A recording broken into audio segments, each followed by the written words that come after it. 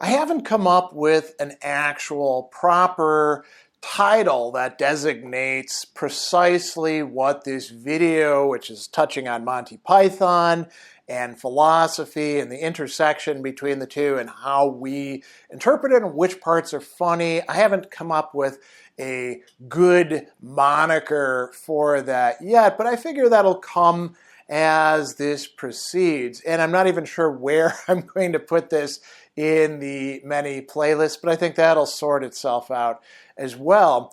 So the spur for this is something that's been lingering in the back of my mind for a long time, and I've talked about at various points, most often in AMA sessions and occasionally in face-to-face interactions or people emailing me or making comments.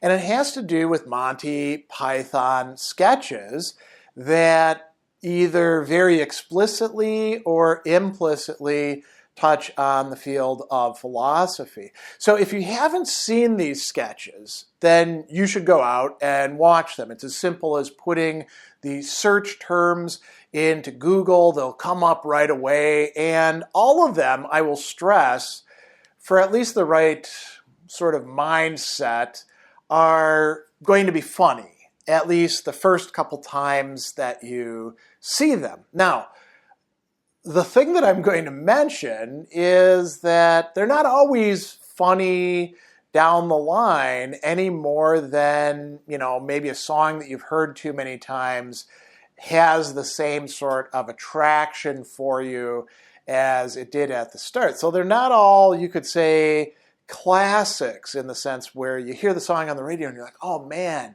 haven't heard that for a while. That's awesome. Some of them actually get kind of stale, trite, boring. You're like, man, that was low-hanging fruit. So I get quite a few people on occasion asking me questions like, have you heard the Philosopher's Song by Monty Python? Have you seen Monty Python's sketch on Philosopher's Football? And I'm like, yeah, man, I saw that stuff back when I was a college student because we thought that was really cool back then. And Monty Python wasn't that distanced from us in time.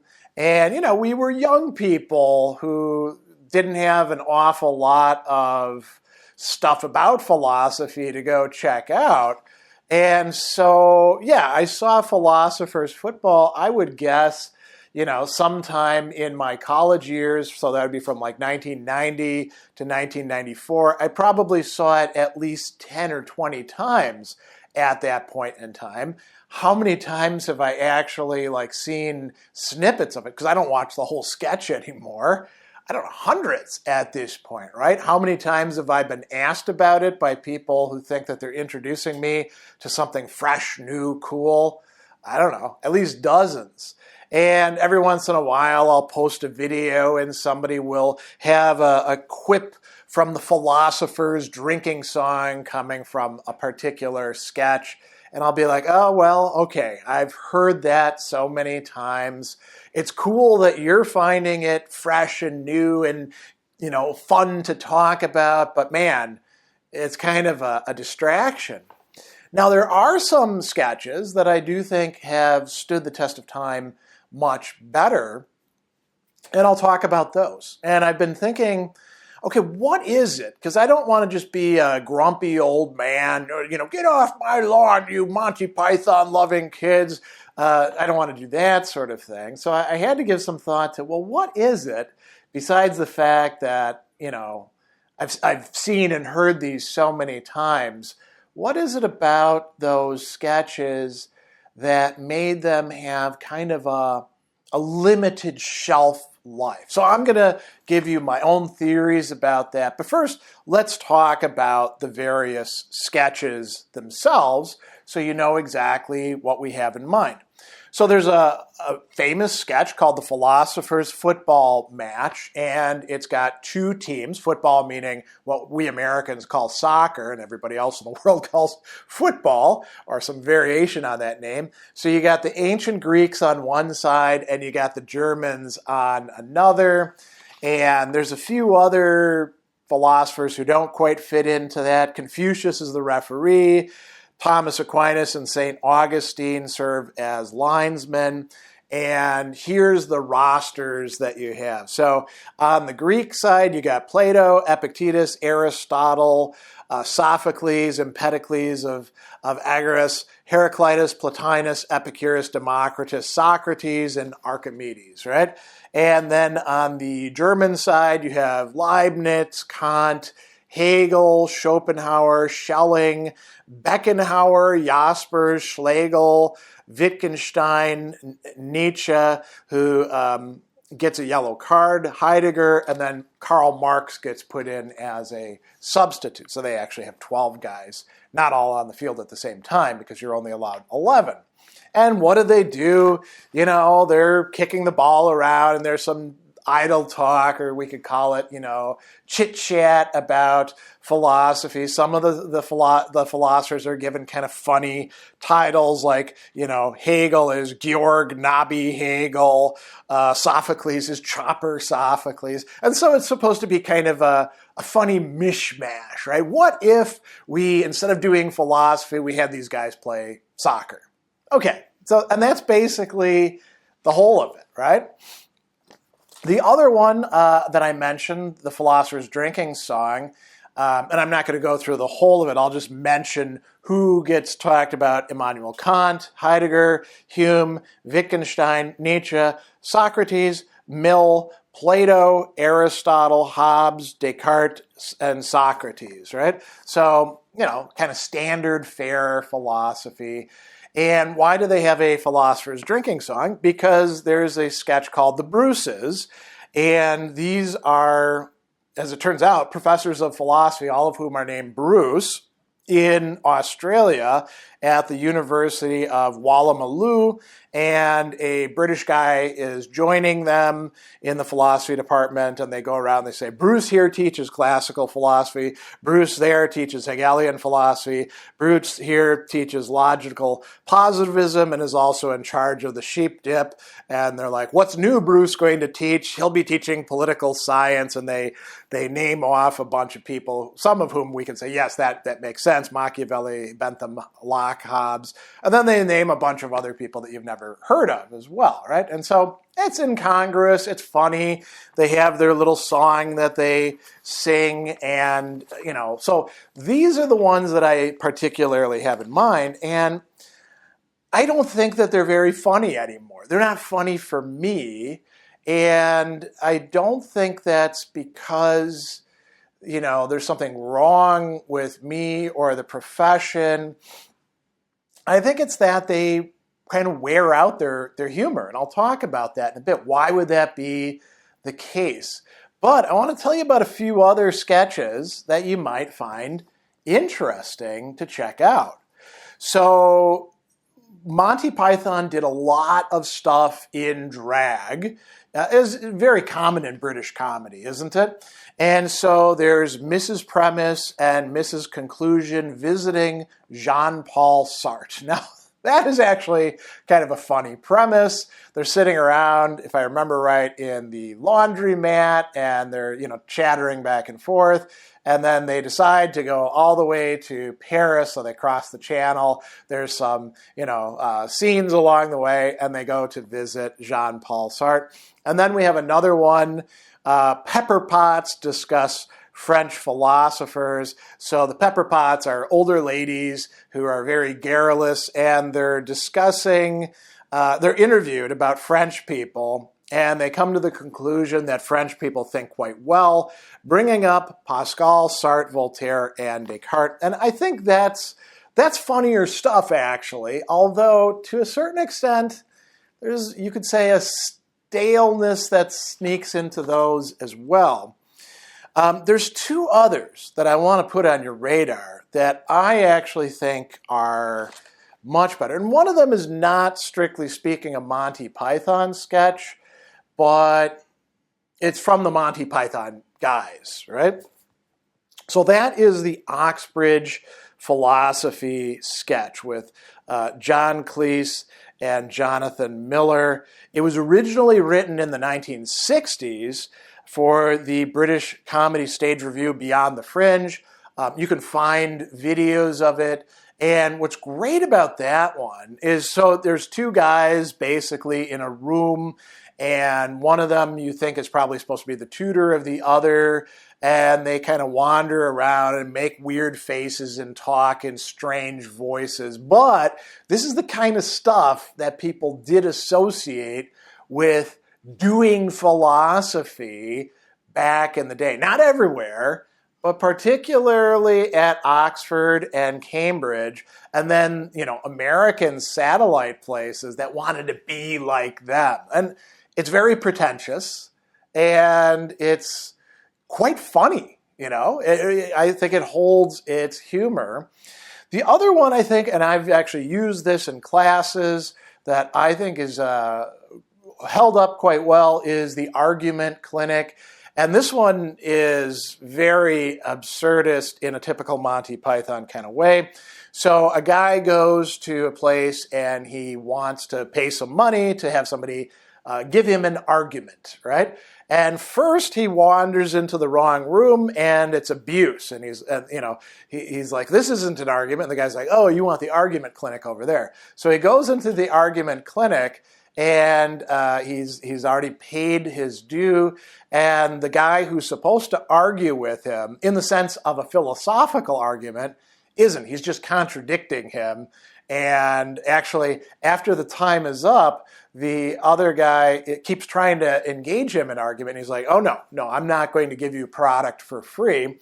After that, he wanders into the complaints clinic and the being hit on the head clinic, and then some Scotland Yard detectives show up. The first one is going to arrest the guy for participating in a confusing sketch, and then the second one for self-conscious behavior, and he's going to arrest the other detective. This is actually very funny, and I think it holds up quite well. Oftentimes, we only excerpt the first part for our students in, say, logic classes or critical thinking classes. Now, what makes these funny or not funny?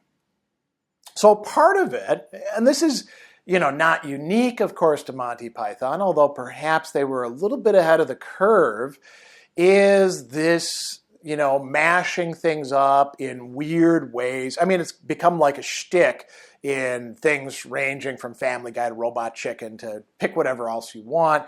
There's some sort of coherent narrative, and it's being deformed by putting things into weird settings. And, you can only do that so much before you get jaded with it, right? So I think, for example, the Philosopher's Football or the sketch about the Bruces, it was interesting to take philosophy and to put it in a different setting. But you could do that just as easily with Philosopher Deathmatch or with Philosopher's Cooking Show, or any other thing where you're mixing and matching philosophers in a metal band, right? And the fact that you can do that with so many things takes any one instance of it, a particular instance, and places it in a hopper with a bunch of other ones.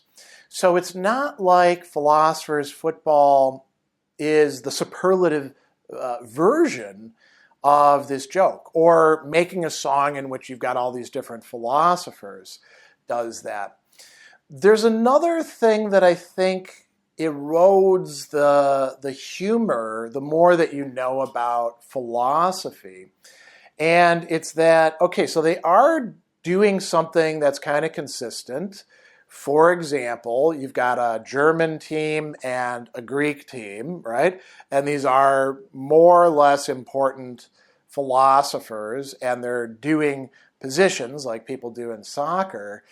But it has very little relation to philosophy. So there's little intrinsic connection between these really cool thinkers who wrote big, long books and spent lots of time thinking about stuff and what they're actually doing in the short skit. And it's difficult to make this stuff work well, I would say. So I think Monty Python was relying more on the, oh, wow, isn't this funny because it's absurd, look at what you can do with this factor, rather than like having something that's really connected to it. And so it becomes a kind of low-hanging humor fruit. And, it's very appealing to people who don't know that much about philosophy, because they can be like, oh yeah, I know these names, this is really cool and stuff like that. But, when you know these people, you're like, okay, So, think about the Philosopher's Drinking song.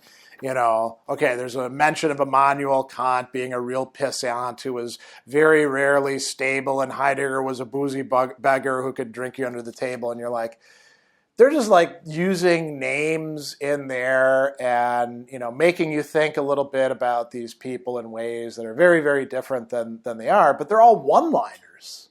There's not much there. I would say even with the in drag ladies stuff, there's not that much going on there intellectually, thoughtfully. It's reflective of something, and we'll talk about that in a moment. But it after you've heard it a couple times, it becomes kind of boring, kind of trite, kind of dull. And so then when other people are really excited about it, you're like, yeah, I got into that when I was young like you 30 years ago, and I heard it, fresh, or, only for the 10th time. But man, this is, kind of old hat now. I don't really know that this is, it's great that you're enjoying it, but I don't know that this offers me anything interesting. Whereas, I do think that the Oxbridge philosophy sketch, that one still kind of holds up, but that's in part because it's kind of an extended, it's more than just a few minutes long excursion into how these people actually think about things and talk and their weird mannerisms. I also do think that there's a lot of, good Monty Python sketches that don't bring in philosophy thematically, but do bring up, philosophically implied topics that can be quite funny. But they're not trying so hard to connect it to philosophy. And the last thing that I think that might be good to bring up is the conception of philosophy that they're relying on is one that's, by its very nature, become very parochial and dated. So like you look at the rosters of the football teams, these are the people that were being talked about as like important philosophers back then. And, you look at the emphasis on existentialism, that was a big thing at the time. I think that this is a great example of what happens when philosophy as like a overall discipline gets known for philosophy as it's done in this time and place and setting, which is a very, very small kind of room, you could say. So Oxford, Cambridge, important places, but man, not the only places philosophy is done. And all of these guys were educated at those kinds of schools. So they can play on the foibles of it as they do in the Oxbridge philosophy sketch. But there's a superficiality to it that I think is kind of reflective of what was going on in philosophy at those sorts of prestige schools at the time. And it's reflective of the values and judgments made about philosophy and philosophers. So, there aren't jokes about the people that we take more seriously now in philosophy. And they don't joke about the kinds of things that, like if you know anything about Nietzsche. And now there is, interestingly, a sketch where Marx figures in and doesn't do well on a quiz show. That's worth checking out as well. But a lot of these guys are basically just kind of like stand-in props. And their names are being mentioned, think about going to visit Jean-Paul Sartre. What is he actually going to tell you? Well, you get kind of a very superficial exposure to something that's actually a quite complex and interesting philosophy. So there's a bit of an over-reliance on easy, oversimplified notions of who these philosophers were for comic effect. I also think that to some degree, and this is where I'll close, these sketches have become victims of their own success. Why are people still bringing up the philosopher's drinking song today? Because they find it funny and they somehow relate to it. Why are people still bringing up the philosopher's football match? Because they find it interesting and funny and it somehow connects with them about philosophy. Precisely because they did so well, it's possible for people who've been in the business a lot longer to have become overexposed to them and to no longer find them fresh or interesting or funny, but just kind of like noise, And it's a shame because I don't want to like rain on anybody's parade and say, oh, you shouldn't watch that garbage. Again, I'm not being a curmudgeon here, but I am saying something that I think quite a few of us can relate to, which is, yeah, that was really funny back the first couple times that I was exposed to it. Now it really hasn't maintained that savor. It's become, I use this word, stale. That's a great way to talk about it. It's not as if it's bad. It's just, it doesn't have the juice that it used to. So that's what I have to say about this. I'm sure that plenty of you have things to say as well. And maybe we'll do some other videos about other pop culture interpretations, connections, jokes that have to do with philosophy and philosophers. But this is one that I've been thinking about for quite a while, so I thought I would put my reflections before you and see what other people have to think about these sorts of matters.